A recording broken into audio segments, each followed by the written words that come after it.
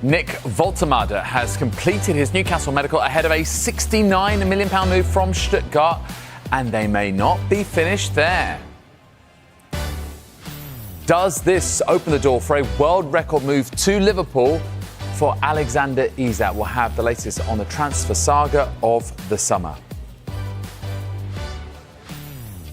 Yeah, could well be still that British transfer record broken should Isak depart St James's Park and sign at Anfield. Good afternoon. Welcome along to the Transfer Show. This time on Monday, we will have just 3 hours to go until the window shuts. There is still plenty of time for deals to be done.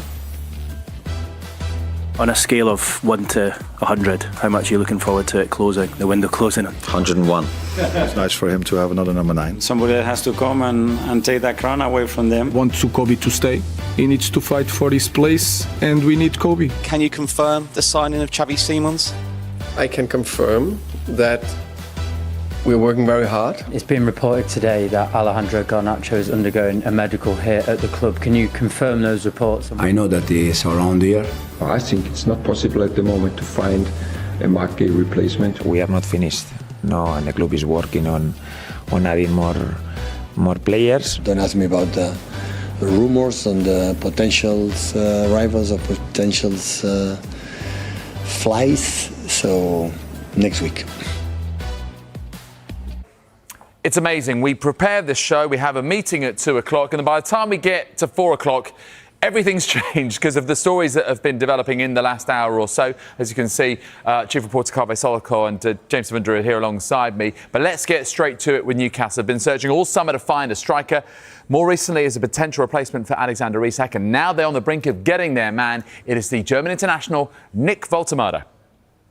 Positive signs. I think things are moving and developing in a good way at the moment. So until things are done, can't confirm anything. But yeah, fingers crossed. I think the last month really has been the same. It's been relentless. This has been a demanding window in lots of different ways. The work going in has been detailed. It has to be. We have to try and bring the right players to the football club, and there's been a big effort from everyone behind the scenes to try and achieve that. So as I said earlier, we look like we're getting closer, but nothing is signed yet. But it's certainly moving in the right direction. On a scale of 1 to 100, how much are you looking forward to it closing, the window closing? 101. All right, James, let me come to you first on Nick Woltemade.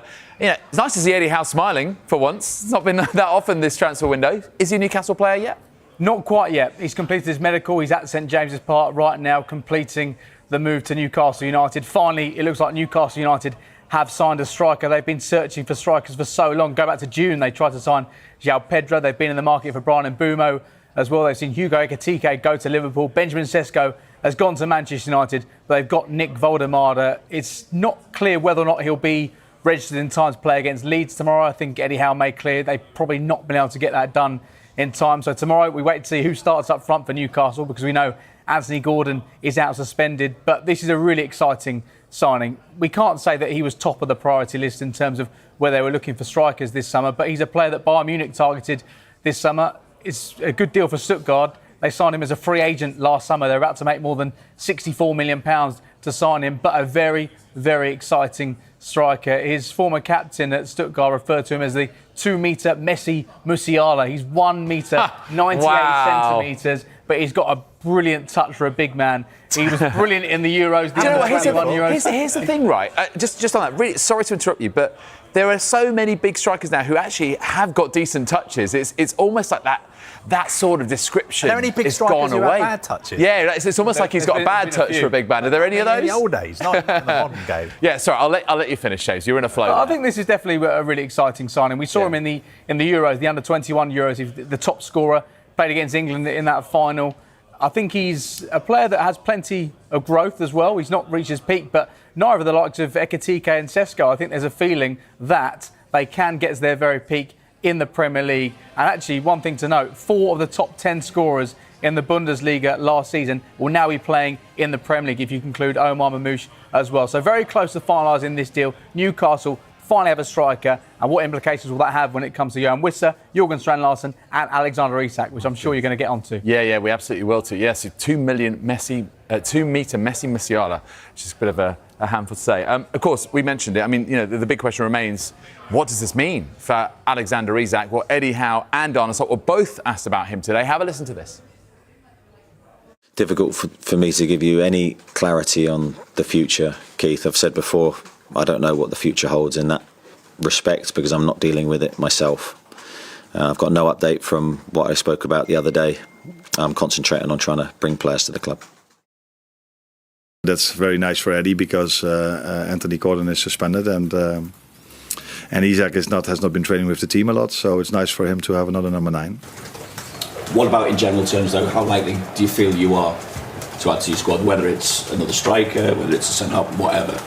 As always, we try to sign players that can help us, but there's no reason after the first 2 games to complain or to think we need more. But if we can strengthen the squad, then we will always try to do that if it's for the right money and it's the right player. OK, Kave, so with 3 days and 3 hours to go till the deadline, where are we at with Alexander Isak potentially moving to Liverpool? I think it's looking a little bit more likely because Newcastle United have signed a striker, but I think they need to sign 2 strikers. And then, of course, Liverpool would have to come in for Isak again. And if you look at the way Liverpool operate in the transfer market, they're very, very disciplined. They've got brilliant recruitment, data department. They work out exactly how much they believe a player is worth. And by and large, they stick to that valuation. So I'm not expecting, if Liverpool do come back in for him, for them to make a £150 million offer. They've already made it clear that they were, at the start of the month, prepared to pay a record fee for the player. So I don't think they're going to break the bank. But, of course, we have to wait and see what Newcastle do now, because I don't think they're going to stop at just buying one forward if they're preparing the way for Isak to leave. Yeah, how do you feel their stance has maybe changed over the last couple of days or so? Well, look, they're working flat out behind the scenes to sign 2 forwards. They've got 1 in. I think they would still like to sign Jurgen Strand-Larsen from Wolves or Johan Wissa from Brentford. Obviously, they've made bids for those players. It's been difficult to hammer out a deal for either of them. But according to our reporter in Newcastle, of course, who's followed this story very, very closely and everything to do with Newcastle, Keith Downey, he is still telling us this afternoon that Newcastle are going to try very hard to sign either Strand-Larsen or Johan Wissa. And that's quite interesting because last night on the transfer show we were reporting that it seemed likely that they'd move on from signing Strand-Larsen now because he fits a very similar profile to Woltemade in terms of the height and in terms of the attributes he has. So it felt like Johan Wissa was going to be the other striker that Newcastle would look to bring in. But we understand both players remain possibilities, Wissa and Strand-Larsen. Newcastle have already had 2 bids rejected for both players. They had that £40 million bid rejected for Johan Wissa last week. We know he's not going to play for Brentford this weekend, but Brentford are still planning on him being there after Monday night. As for Jurgen Strand-Larsen, a bid rejected on Wednesday night as he scored 2 goals for Wolves in the Carabao Cup victory over West Ham. And I thought it was really interesting. Let's hear from Vitor Pereira because it didn't necessarily shut down any chances of Jurgen Strand-Larsen not being a Wolves player following the end of this transfer window. In this moment, Jurgen is our player. He's working hard because he has a good personality as a player that is a team player. Everything that we cannot control is out of our control. We cannot lose energy with that. Understand? I understand football. I understand everything.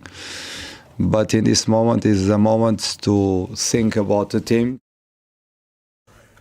So at this moment in time, Jurgen Strand-Larsen remains a Wolves player. Important to note as well that Vitor Pereira suggested he had a small injury, which may mean he doesn't play tomorrow for Wolves in their game against Everton. So we wait to see whether or not he's there. If he's not there, it's not necessarily because of transfer speculation. No, there is a small injury he's dealing with right now. Yeah, but it would still add a little bit of fuel to the fire, and we're here for that. OK, let's talk a little bit about Gianluigi Donnarumma. He's been linked, of course, with the move from PSG to Manchester City, Kave. So where are we at with this one? Well, look, PSG and the players' representatives are working really hard to try and get him a move away from PSG before Monday's deadline. Of course, he's been linked with Manchester City, but we understand that at least one other Premier League club are also interested in signing him in the next 72 hours. Now, the closer we get to the deadline, I think the more attractive a deal is going to become for the club or clubs who are trying to sign him, because they know that PSG have to make sure that he leaves, because they're not going to let him run down his contract and leave on a free transfer next summer, and they haven't been able to agree a new deal. I think ideally the player himself would want to go to a club like Manchester City because of the fact that they're in the Champions League and working with Pep Guardiola as well.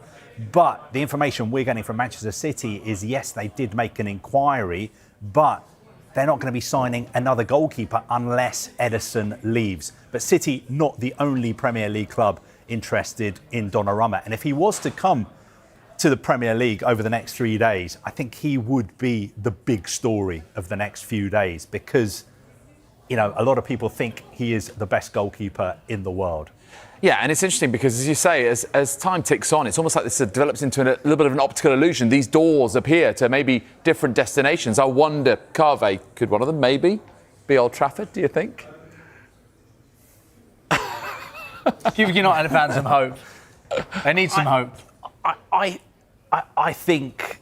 Or is that door slightly ajar? Is it not? I'm not quite sure. fully You know, open? sometimes I just feel, you know, no comment is the best comment. I think it's a possibility, because Manchester United, even though they're going through a bad time at the moment, I don't have any information that they are trying to sign Donnarumma. You know, the transfer fee is still significant for somebody you could get for nothing next summer. His wages are very, very significant as well. United are not in Europe, but I think if the player had to choose between City and United, most players, of course, at the moment would, of course, choose City. Yeah. But I wouldn't totally rule out Manchester United. And I think from PSG's perspective, it's not just about where the player wants to go. It has to be a deal that suits PSG as well. So they don't want to be in a situation where there is only one potential deal on the table.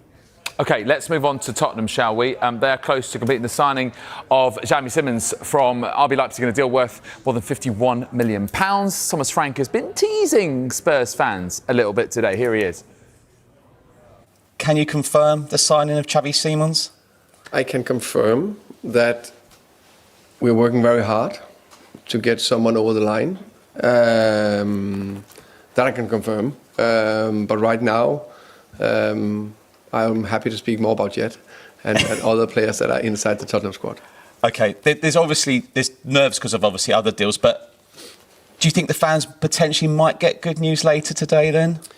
I hope they get good news later today for various reasons, because we are trying to sign players, and that we will try to do to the end of the transfer window. Well, James, Tottenham have been admittedly the victim of hijacks this summer. Is there a chance now that they've got one over Chelsea with Xavi Simons? Well, he's definitely a player that was interest for Chelsea. They've been considering it all summer, but Chelsea are in a situation right now where they need to sell before they buy. It looks like Christopher Nkunku is going to go to AC Milan, but last night Chelsea were in a situation where they were considering going in with a bid for Xavi Simons, but they've decided to leave it on this occasion. So it does look like Spurs are going to get their man. It's worth noting Thomas Frank delayed his press conference by an hour, so Michael Bridge had to wait for an hour before he posed that question to Thomas Frank, and Thomas Frank wasn't able to confirm that, but he did say some good news is coming. It does look like he's going to come in and be a Spurs player. I'm not sure whether or not he'd have been registered in time to play this weekend, but what a huge boost it is for Tottenham, because they went in for Beretta, he went to Arsenal, they went in for Morgan Gibbs-White, he stayed at Nottingham Forest, but it looks like Xavi Simons is going to become a Tottenham player. They've been desperate to sign a number 10, and he's one of the best ones in Europe right now. OK, let's talk Chelsea. I mean, I suppose semi-hijacking this also in the same scenario with Facundo Buonanotte, because the signs were Leeds were in pole position for Facundo Buonanotte from Brighton, and now Chelsea are in the mix. Tell us more, Cove. Yeah, this one has come out of left field.